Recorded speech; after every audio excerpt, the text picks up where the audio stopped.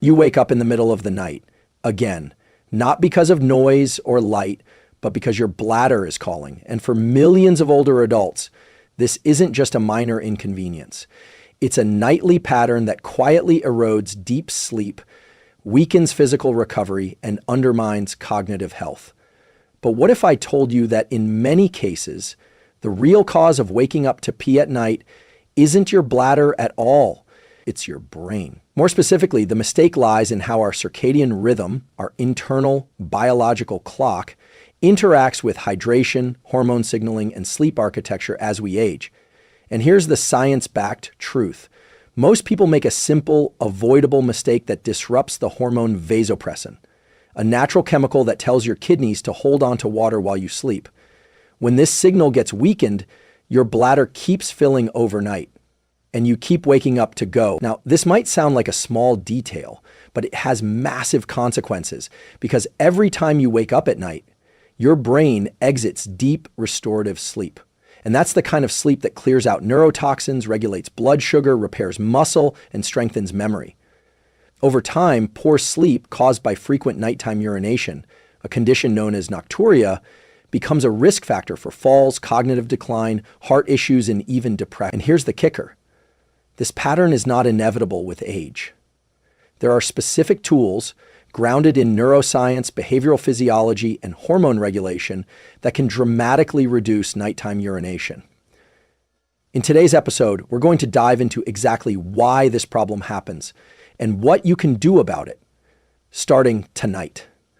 You'll learn the one timing mistake that confuses your brain and weakens your bladder control, how your body's antidiuretic hormone works and how to naturally optimize it, why hydration strategy is more about when and how than how much, how evening light and temperature cues affect your brain's nocturnal rhythms, why your sleep stages matter more than you think for bladder signaling, and a simple behavioral protocol that's been shown to improve sleep and reduce nocturia in older adults.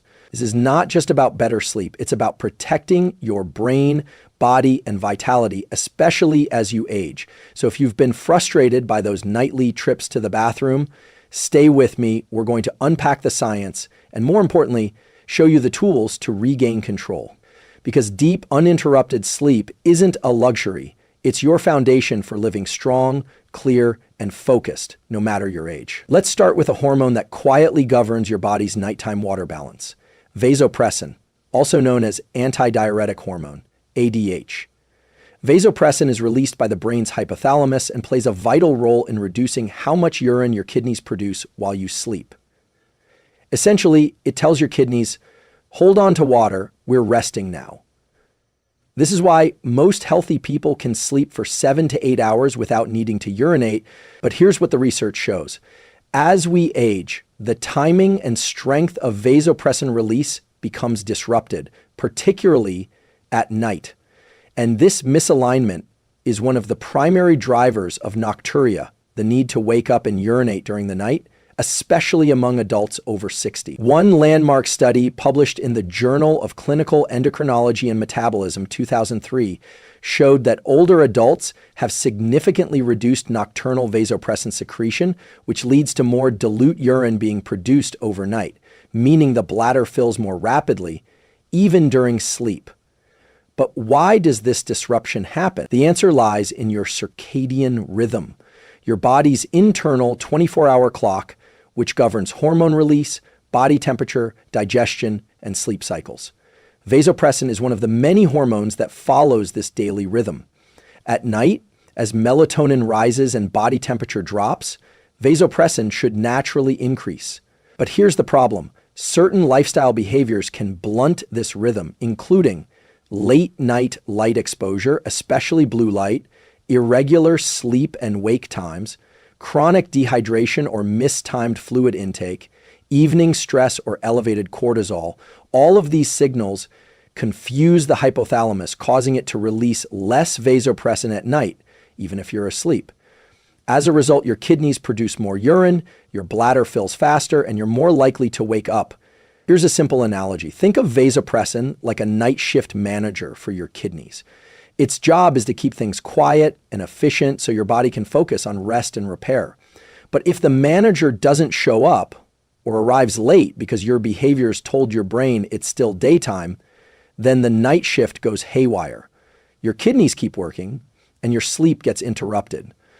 So how do you correct this? A simple tool to apply is circadian reinforcement. Aim to get 10 to 15 minutes of natural sunlight within 1 hour of waking. This helps anchor your brain's master clock, the suprachiasmatic nucleus, and indirectly improves hormone timing at night. Avoid bright, blue-enriched light for 2 to 3 hours before bed, especially from phones, TVs, and overhead LEDs.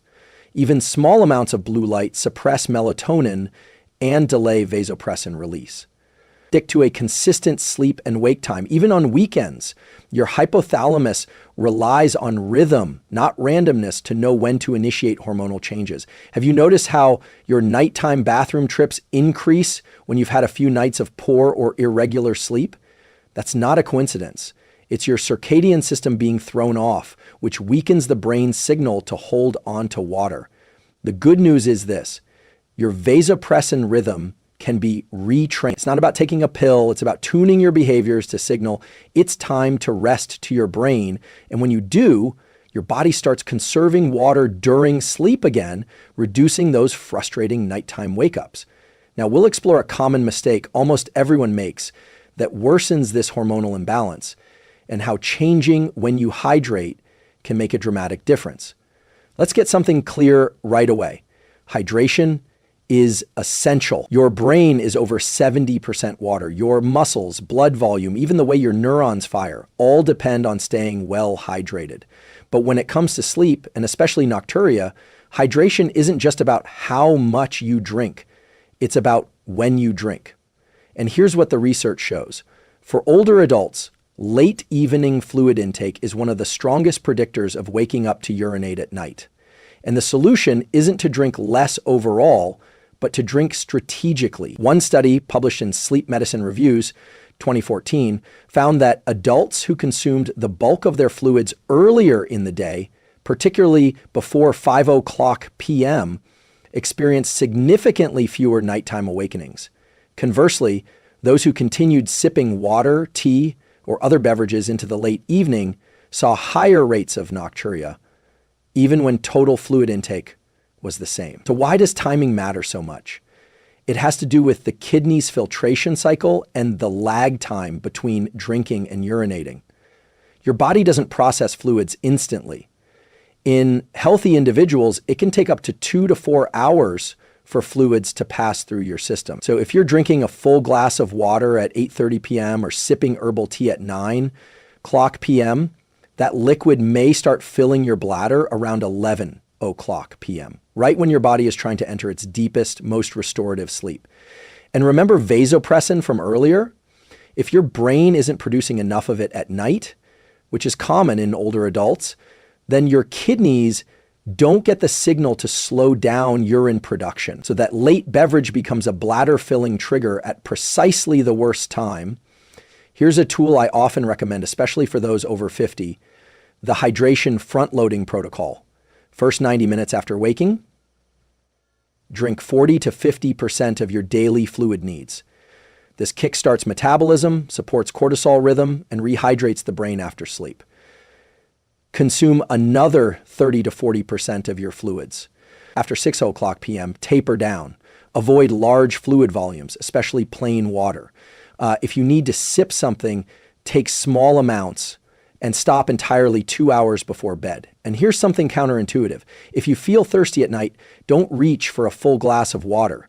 Instead, try a few sips of water with a pinch of sea salt or electrolytes. Why? Because sodium helps retain fluid in the bloodstream, reducing the likelihood of that water ending up in your bladder quickly. You might be wondering, but won't this dehydrate me? The answer is no. Not if you hydrate smartly during the day. You're simply shifting the hydration window to work with your body's natural rhythms instead of against them. And here's a final behavioral tool. Avoid just in case peeing before bed. Many people urinate right before sleep, even if they don't feel the urge, because they're worried about waking up. But this trains the brain to associate bedtime with emptying the bladder. Over time, it creates a learned bladder urgency pattern that actually increases nighttime wake-ups. Instead, only urinate before bed if you genuinely feel the need. This reinforces natural bladder signaling and reduces false alarm awakenings. If this insight is helping you, consider subscribing. Each week, we unpack powerful tools like this, rooted in science, that help you optimize your mind and body, especially as you age. Now, we'll look at a silent saboteur of sleep and bladder control that's hiding in plain sight: evening light, and how your exposure to screens may be disrupting your hormones without you even realizing it. It might surprise you to learn that one of the biggest disruptors of your bladder function at night is light. Not noise, not stress, light. Specifically, blue spectrum light, the kind emitted by smartphones, tablets, TVs, LED bulbs, and even some bathroom nightlights. We often talk about light in terms of how it affects sleep, and that's true, but what most people don't realize is that evening light exposure doesn't just mess with melatonin, it also interferes with the brain's release of vasopressin, the very hormone responsible for reducing urine production at night. Here's what the science shows.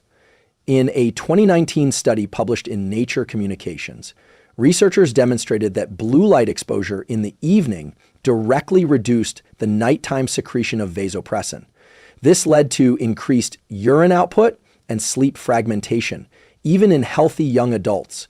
In older adults, where vasopressin release is already diminished, the effect was even more pronounced. Why does this happen?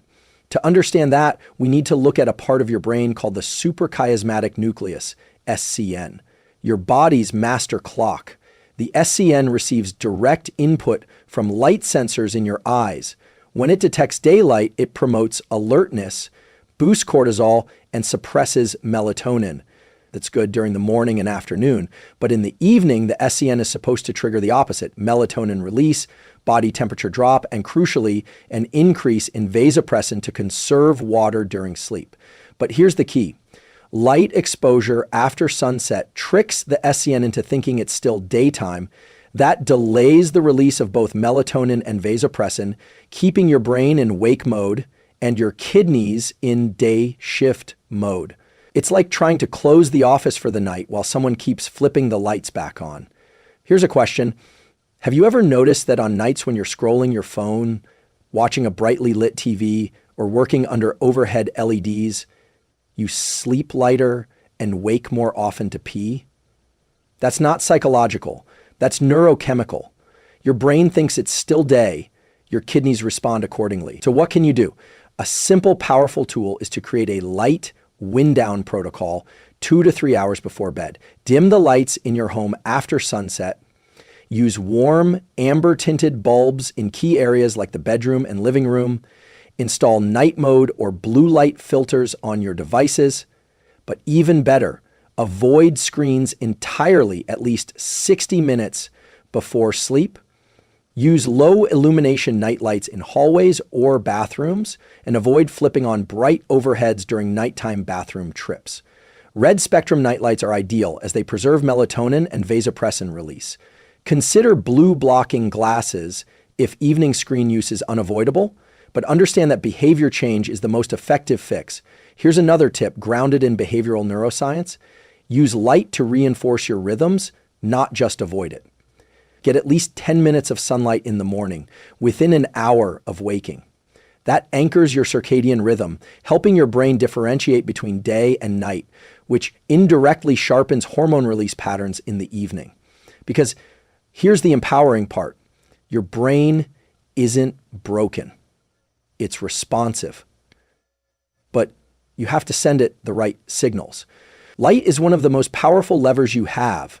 And when you master it, your sleep improves, your bladder calms, and your whole system works more efficiently. Now, we'll go deeper into the feedback loop between sleep fragmentation and bladder urgency, and why even one night of poor sleep can trigger a vicious cycle of more awakenings and more frequent urination. And if this is resonating with you, I'd invite you to like this video. It helps others discover this science and supports our mission to translate neuroscience into life-changing tools. especially for those who need it most. Let's talk about a powerful and often misunderstood feedback loop between your brain and your bladder. Here's the key idea. Waking up to pee can fragment your sleep, but fragmented sleep can also increase the urge to wake up and pee. It becomes a vicious cycle, and breaking it starts with understanding how your brain regulates both sleep and bladder control. During deep sleep, particularly slow wave sleep, SWS, your body goes into a profound state of repair. Muscles regenerate, brain cells clear waste via the lymphatic system, and most importantly for today's topic, your bladder's signaling threshold increases. In other words, when you're in deep sleep, your brain essentially turns down the volume on bladder signals. You only wake up if the bladder is truly full. But when sleep is fragmented due to stress, noise, pain, or hormone disruption, you spend less time in deep sleep and more time in lighter stages, particularly stage 1 and REM. And in these lighter stages, your brain is far more reactive to even minor bladder sensations. Here's what the research shows. A 2018 study in the Journal of Urology found that individuals with even mild sleep fragmentation experienced a 40 to 50% increase in perceived bladder urgency, even when their bladder volume hadn't changed. Another study in Sleep Health 2020 revealed that people with insomnia or sleep apnea were significantly more likely to report nocturia, not due to actual urinary dysfunction, but due to sensory sensitivity during shallow sleep states. It's not just about your bladder, it's about your brain's perception of your bladder. Think of it like this. Imagine a noisy neighborhood where every small creak or car alarm wakes you. That's your brain on fragmented sleep. Small bladder signals that would be ignored during deep sleep suddenly feel urgent. You wake up, go to the bathroom, and reinforce the brain's belief that these small signals matter, making future awakenings more likely. But there's more. Every time you get out of bed and turn on the light, move around, or even check the time, your body receives wake signals. Cortisol may rise slightly, core body temperature can increase. These physiological cues delay your return to deep sleep, reducing total sleep quality and increasing the chances of another awakening later. So, what's the tool here? It starts with creating a protective nighttime environment to support deeper, uninterrupted sleep. Keep your bedroom dark, quiet, and cool. Ideally 60 to 67 DGF or 16 to 19 DGC. Use white or pink noise to mask environmental sounds that could cause arousals. Install blackout curtains or use an eye mask to prevent early morning light from waking you prematurely. Avoid checking the clock if you wake up. This triggers mental engagement and stress arousal. Instead, return to bed and use a calming technique such as slow nasal breathing or a body scan. One more tool from the behavioral neuroscience playbook. Train your brain to ignore minor bladder signals by staying in bed and delaying your response. If you wake up and feel only a slight urge to urinate, not urgent, just noticeable, try to remain still, breathe slowly, and allow your body to re-enter sleep. Over time, this retrains your nervous system to tolerate normal overnight bladder filling without triggering wakefulness. This isn't about ignoring real needs. It's about recalibrating your perception so your brain doesn't overreact to small cues. If this speech has helped clarify what's happening behind your nighttime wake-ups, I invite you to subscribe. We dive deep into science like this every week to give you tools that truly work, not just hacks, but real, research-backed protocols for stronger health and better performance. Now, we'll explore how body temperature, an often overlooked factor, plays a crucial role in both sleep depth and bladder signaling. It's a game-changing insight few people are talking about, but one that can make a measurable difference. When we talk about sleep and nighttime urination, temperature doesn't often come up. But what's happening with your core body temperature could be silently sabotaging your ability to sleep through the night and keeping your bladder in overdrive. Let's break this down. Your body follows a natural thermoregulatory rhythm over 24 hours. In the late evening, your core temperature starts to drop by about 1 to 2 degrees Fahrenheit. This drop isn't random. It's a